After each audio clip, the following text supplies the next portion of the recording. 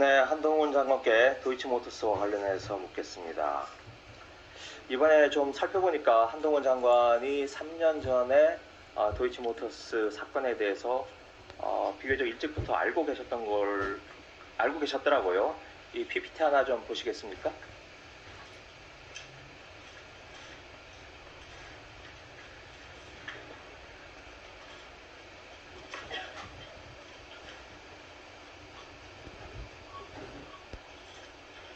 네, 채널A 기자하고 나눈 대화 내용이 핸드폰 포렌식을 통해서 나온 건데요.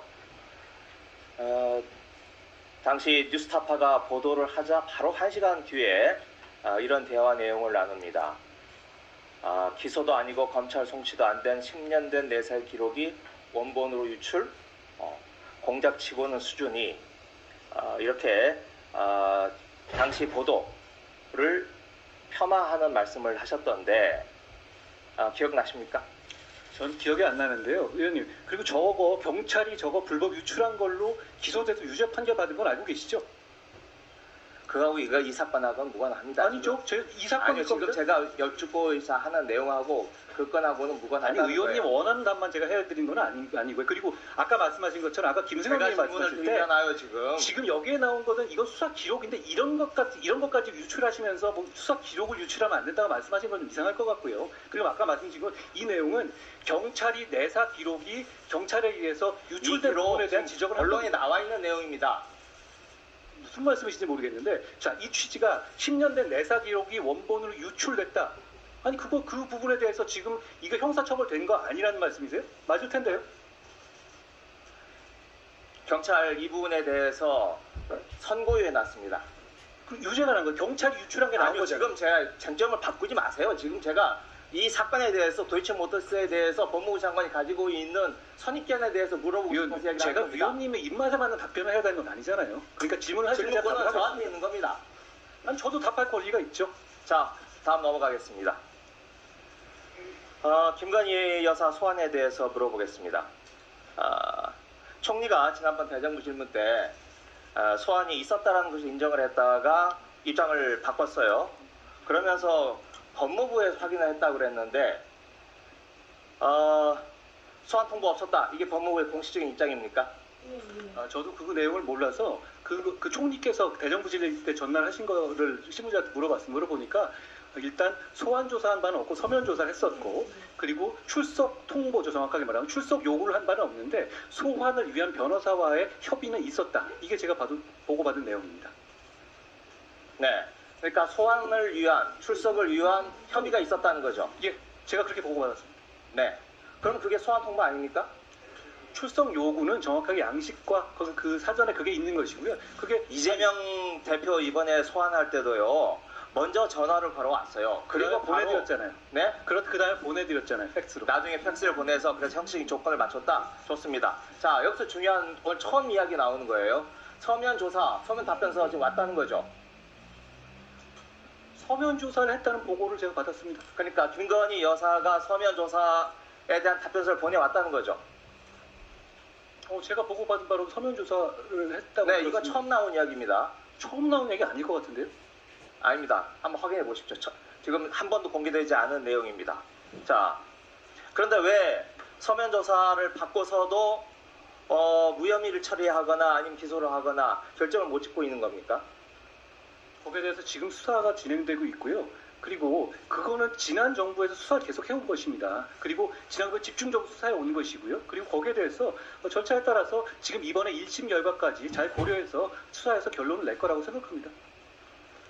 지난 정부 말씀하시는데 용산에서도 지금 3차례 이 문제에 대해서 답변을 했습니다.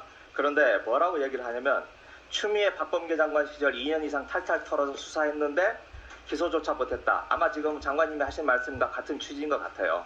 근데 한번 따져봅시다. 이 사건 2020년 2월에 뉴스타파가 처음 보도가 되면서 세상에 알려졌고, 그 다음 4월에 이 자리에 앉아 계신 최강욱 의원이 4월에 고발을 했어요. 그 뒤로 실제로 수사가 시작된 게 언제입니까? 기억나십니까? 제가 그때는 지방에 있어서 그럼 잘 모르지, 알지도 못하시면서 지난 정부를 하십니까? 아니, 이 사건 수사가 제 얘기 들어보세요. 이 사건 수사가 2021년 7월에 금감원 압수수색 들어가면서부터 본격적으로 시작됐습니다. 그 전에 윤석열 검찰총장 시절에 아무도 수사하지 못했어요. 왜 못했냐? 그 당시 수정관실에서 장모 김건희 여사 다 일일이 모니터링하면서 일제히 컨트롤 했던 거 아닙니까? 전혀 잘못 알고 계시네요. 당시에 관련해가지고 지금 중앙지검이나 전부 다 자기 네, 다 넘어가겠습니다. 제가 넘어갈 게 아니라 그냥 쭉. 자, 21년 7월에 거짓말을 해놓고 넘어가자 그러면 어떻게 합니까?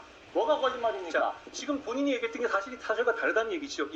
지금 그러면 그 당시에 중앙지검에 있었던, 아니 저도 좌천된 상황이었고요. 당시에 반부패 부장도 그렇고 중앙지검이라든가 전체를 보다 그 윤석열 당시 총장의 원하는 인사가 아니었어요. 누가 뭘 막았다는 겁니까?